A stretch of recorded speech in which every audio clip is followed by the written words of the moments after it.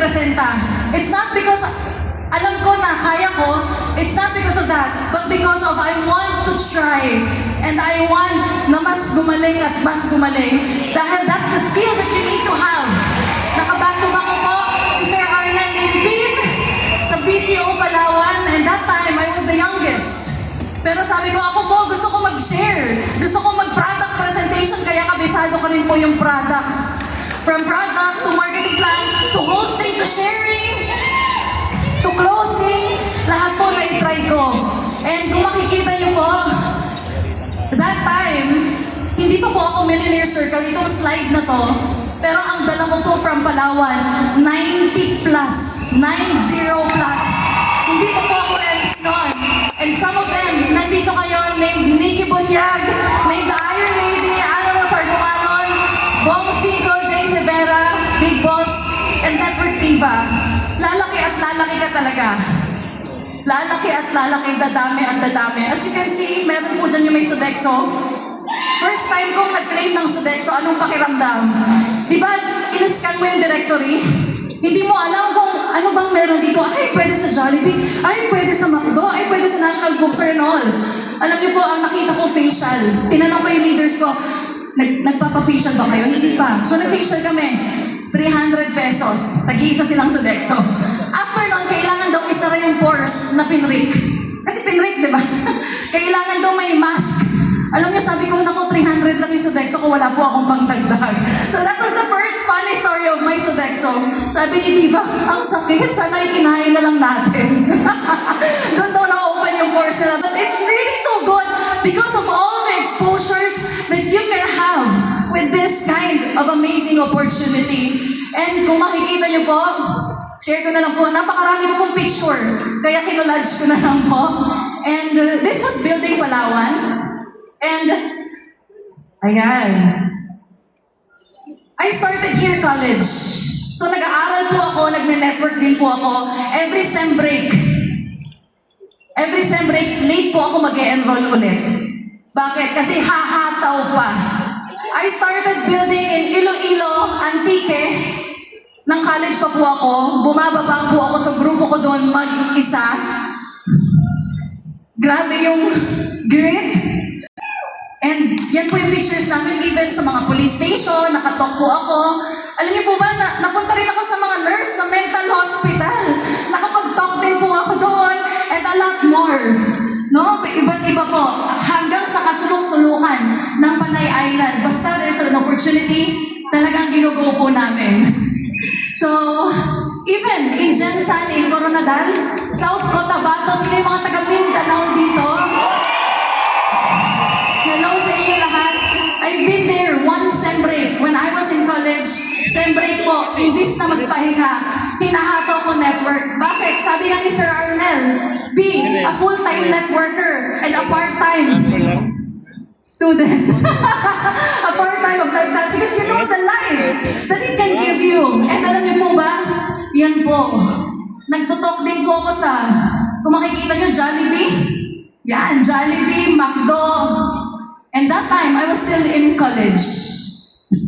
Kaya marami nagtataka, bakit Pearl, ang bilis mo? Bakit Lamborghini agad? But I'm here to tell the journey that I have been through. Napaka-dami rin po. After that, I went to Cebu.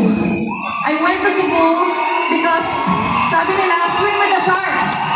Sino mga taga-Visayas dito? Pearl, paano mo na-penetrate yung Cebu? I started building first the brand.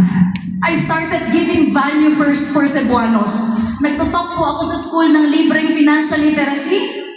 Kung akala niyo po, ay, ang galing mo naman na i-invite ka sa school, hindi nila alam, ako unang lumapit sa school and presented myself, ma'am, baka gusto niyo po ng resource speaker, I'm here for free. Ine-encourage ko lang yung mga tao just to like and follow my page. That's all. I started in Cebu like that kasi wala po akong kakilala. I even have experienced dancing with the inmates in Cebu. Alam niyo yun? Yung sumasayaw yung mga inmates sa Cebu. Na-experience ko yun because I was part of the Rotaract. And because of that, doon po ako nagkaroon ng ang dami ko pong mga nakilala doon, and that moment, that opportunity led me to Jomi Hospital, Queen. Maraming salamat. I started giving value. Kaya yan po, even Sisters of Mary, nakapag-talk din po tayo. And in Laguna, nakapag-network din ako. Sino yung mga taga-Laguna dito? Sabi ko nga, sige lang, laban. Sa Laguna po ito, na-experience ko that aalis ako ng Cebu Sunset, magpa-fly. Dadating po ako ng Mabitak, Laguna, Lioness. Ikaw yung pinuntahan ko dito, Jack Gonzalez. Pagdating ko ng Mabitak, madaling araw na. So buong gabi nag-drive po ako. Diyan po yung daan sa may Morong. Mag-isa po ako nagda-drive. Sabi sa akin, uy, may white lady doon ba sa may something doon. Sabi ko, bahala na. Pag sumakay yung white lady, re-recruitin ko. Baka maging downline ko pa.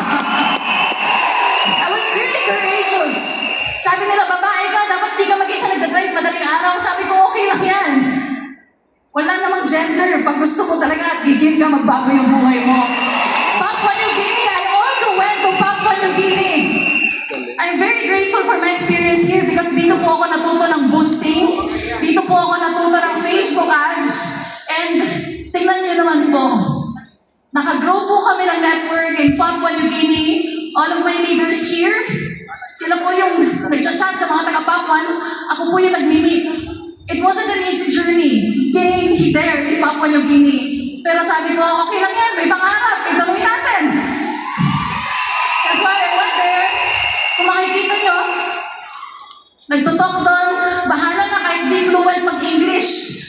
Basta makapag-expand in Papua New Guinea. So dumami rin po. Dahil naniniwala ako, Pearl, bakit mo na pull off? Baka magaling ka na talaga.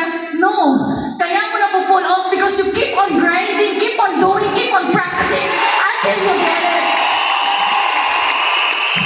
Sabi ko nga, yung skill na yan, yung skill, pag natutunan mo, forever na sa'yo yan eh. So why not matutunan mo na ngayon? Bilisan mo na so that you'll be able to prosper very, very soon. And I went back in Cebu. Grabe no, dami rin pala.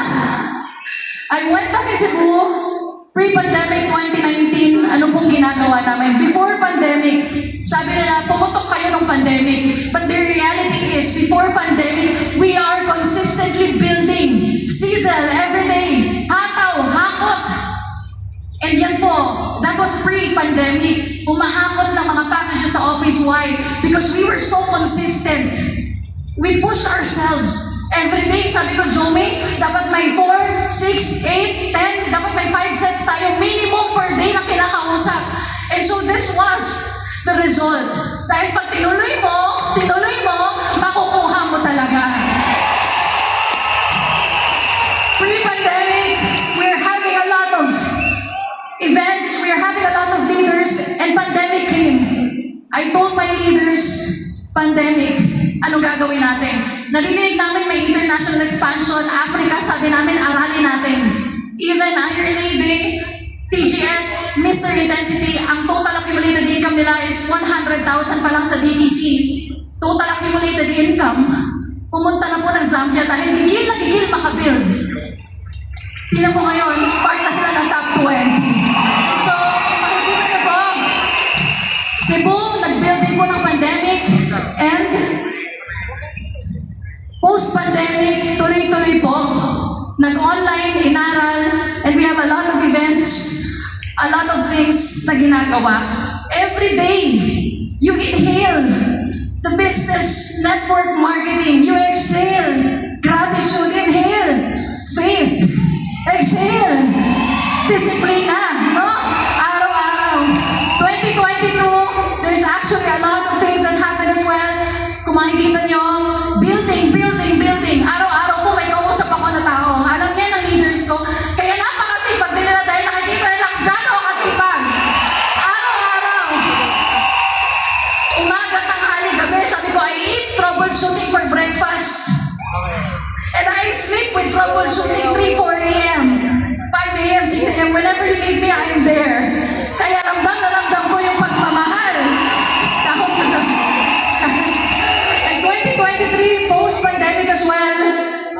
Ayun po, ang dami pong nakapasok na Elites Empire po sa top 500. We're so grateful. And ito po, napakadami pong events. And 2025, hanggang ngayon po, tuloy-tuloy at pasipag ng pasipag ng pasipag pa rin.